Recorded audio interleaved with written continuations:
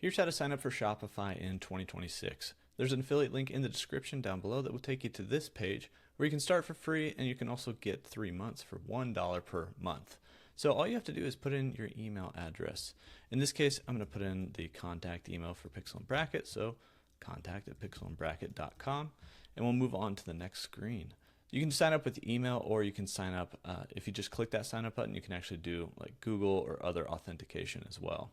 Now we're going to create a password, and then that will create our account. After you've entered your password, just hit create account, and it's going to load up a little survey, and then it's going to get us to the dashboard. And so what you'll do here is you can actually subscribe for free. Or you can start out free for 3 days, and then you subscribe for $1 per month. So the free trial has that option, but you can also skip this in the upper right hand corner if you want to. You can lock in that $1 per month for 3 months right now, or skip it to try to just create your account and get started with the platform. Now, there's a few things in here where you can go through this little checklist to sort of start with titling your store, say what you're going to be doing with the store. It might be able to surface some options for you later on based on your own choices, or you can actually click, I'll do this later. I'm going to go ahead and click that right now, and it's going to actually take us to our admin or the dashboard of our Shopify store. And then once your dashboard loads, you're going to be on the landing page of your store.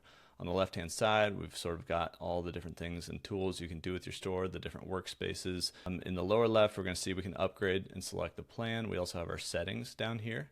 And then we can search through our entire site, and in the upper right, we can actually go to some more settings of our store. So we didn't name our store, as you recall, but I can actually create multiple stores underneath this email, or just stay on this store. So this is like the store switcher up here. Now, if I were to go down to settings, I can probably see the settings for my store, including my store contact details, as well as my store defaults, etc.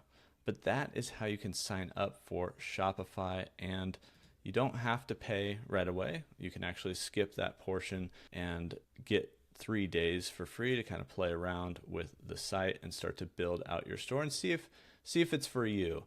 You can use templates to create your website. You can actually view your store if you go over here to online store, and then inside of here you're going to have themes you can pick from. You're going to see them currently on this Horizon theme.